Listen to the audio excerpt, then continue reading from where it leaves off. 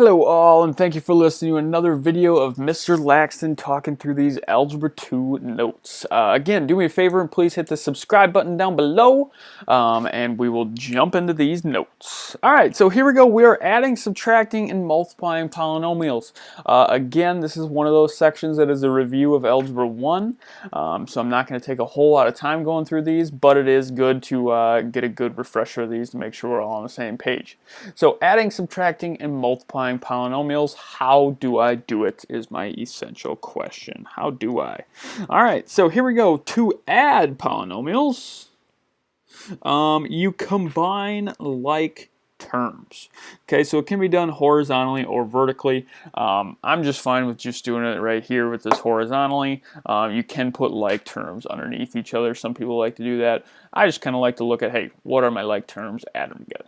Okay, so here, I kind of like to do line dot squiggle, so I know that my x cubes here, and then I have x squareds. Let's maybe put a squiggle underneath my x squareds, and then my dot under my x's, and then, hey, maybe we'll put a triangle of my constants. Alright, so now I just combine all these like terms. I combine my lines. So 4x cubed plus 1x cubed is going to be 5x cubed. Negative 2x squared and then positive 5x squared is going to make positive 3x squareds. Alright, and as we keep on going here, my x's, I have 3x, and then I have negative 4x, that makes negative 1x, and 6 minus 9 for my triangles is going to be negative 3. Okay, so just combine those like terms. All right, awesome. So now here I look at my x to the fourths for the second one. I don't have any more x to the fourths, and that's okay. So I have 3x to the fourth. All right, nothing combines there. I know that my negative 2x cubed can combine with my x cubed over here, which makes negative 1x cubed. I know my x squared can combine with this x squared, so I have negative 3x squareds. Just add those guys together. Remember, we're not changing the exponent. We're just combining like terms, keeping them as x squareds or x cubes or whatever they are. My negative 5, that doesn't combine with anything. So my negative 5x doesn't combine with anything. And then my 3 and my 7, those guys combine to make 10. Okay, so make sure you combine like terms there. And that's pretty much it. Awesome. So the next one is to subtract polynomials. Be sure to distribute the negative sign, so that's key. Make sure you underline that to all the terms in the second polynomial, and then it's just combining like terms. It's just like adding. All right, so here, if I have this negative here, I'd like to make that into a positive, but you can't just make it into a positive. You have to make everything after it into the opposite. So distribute that negative sign is what we're doing here. So add negative 2x to the fourth, make this into a positive 6x squared, make this into a negative 5x, and then a positive 6. All right, so now, hey, it's just combining like terms and going on from there. So, hey, make sure you distribute that negative or add the opposite to everything here. So my x to the fourth, so I have 9x to the fourth, and now it's negative 2x to the fourth, which makes 7x to the fourth. All right, and as we go on here, negative 12x cubed, that has nothing else to combine with, so it just stays negative 12x cubed. X squared and 6x squared is going to make 7x squared. So those are my x squareds. My x is my 5x. My negative 5x makes 0. So those guys just cancel each other out. Those guys go away. And that's all right. Negative 8 and 6 is going to make negative 2. Awesome. Okay, good. I will let you guys do this example on your own. I don't want to spend a whole lot of time on that. Distribute the negative and then combine like terms. All right, awesome. Again, I'm just going to do example number 1 and 3 of this guy. I'm going to cross out this example. To multiply polynomials, each term in the first must be multiplied with each term in the second. So this is really FOIL. It's the same thing as FOIL. Everything in the first one needs to be multiplied by everything in the second. That's a key thing. Each term in the first must be multiplied by each term in the second. Okay, so I just kind of like to do the waves to make sure I have all these. So I know that my 3x squared needs to be multiplied by my 3x and my negative 1. Okay, so 3x squared times 3x is going to be 9x cubed. 3x squared times negative 1 is going to be negative 3x squared. Here we go, 2x, and I'll maybe switch colors here. 2x times 3, 3x, and 2x times negative 1. So 2x times 3x is going to be positive 6x squared. And 2x times negative 1 is going to be negative 2x. And my last ones here, let's change colors to an orange, sure.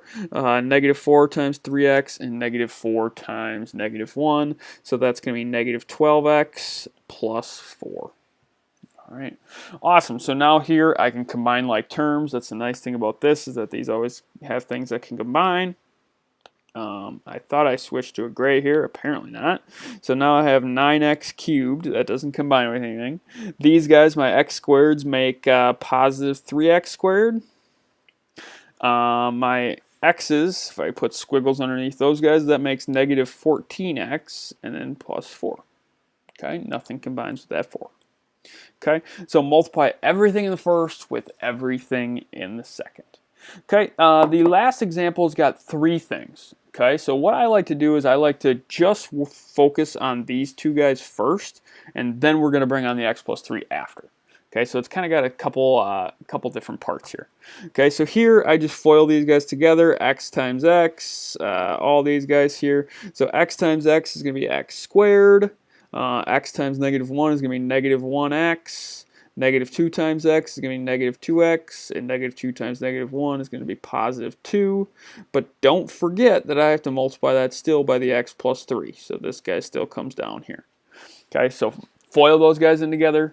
Now I can combine like terms here. So this guy becomes x squared minus 3x plus 2, and then tack on this x plus 3.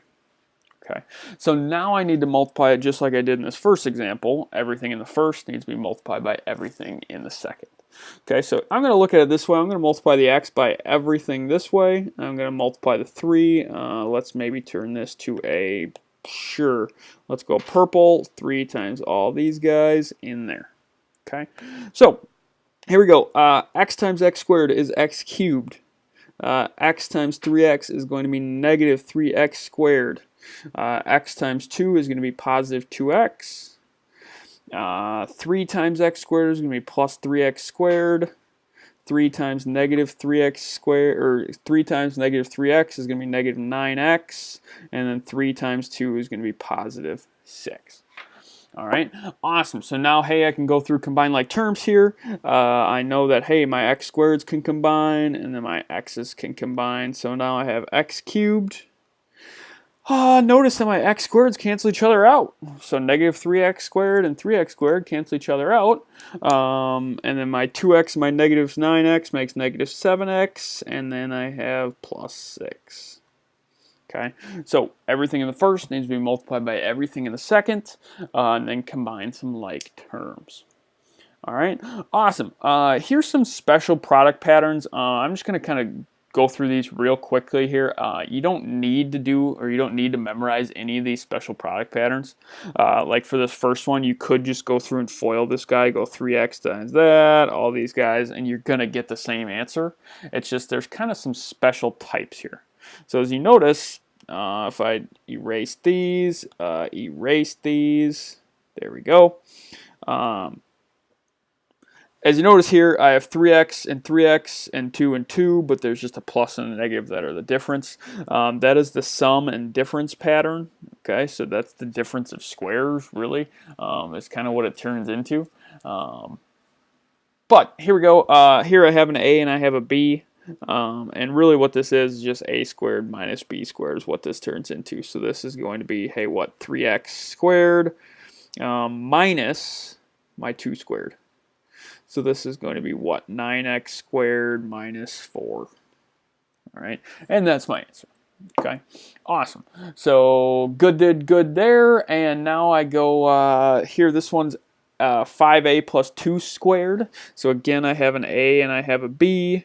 But now notice here, if this is a square of a binomial, this one's got the plus, this is what it turns into here. Okay, so now I know that this is going to be my a squared, which is going to be 25a squared. All right, plus 2 times a, which is 5a, times my b, which is 2. Okay, that's what this whole middle part is. And then plus my b squared, which is 4.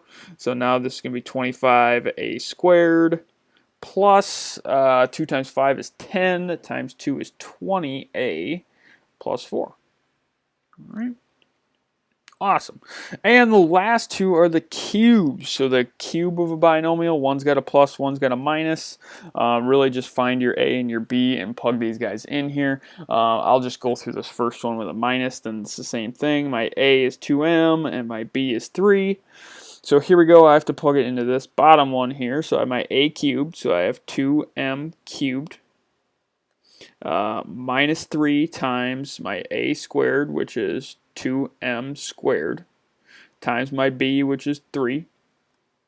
All right, plus 3 times my a times, or excuse me, my a is 2m, and my b is 3, and I have to square that, minus my b cubed, which is what? 3 cubed. All right, so again, this might look a little messy, but it is kind of a little bit quicker than actually going through and multiplying all three of these guys in together like that. Okay, awesome. So here we go. 2m cubed is going to be 8m cubed minus, this is going to be what, 4m squared. So that's going to be 4 times 3 is 12, times another 3 is... why am I missing a part there? I was missing a part. So this is going to be, what, 12 times 3 is 36m squared. And this guy is going to be 3 squared, which is 9. 9 times 3 is 27. Times 2 is 54. So 54m and minus 9. Okay. Awesome. So it's a little bit quicker if you know that a, b, and you know these equations here. It's a little bit quicker to do those cubes. Again, I'm not going to do that last one for sake of time. I'll let you guys go through, find your a and your b there. So again, the special product patterns, I don't want to spend a whole lot of time on those because you don't need them. If you don't memorize them, that's okay. Because you can, like I said, you can always go through and FOIL them together. You can multiply everything in the first times everything in the second and get those same answers. But it might be a little quicker if you know those special product patterns. Again, so thank you for listening to this video of Mr. Laxton, and we looked at adding, subtracting, and multiplying today, and then now in the second part of chapter 6 that we're going to look at dividing polynomials. It's a little bit tougher when you're dividing polynomials. Again, thank you, and have a good rest of your day.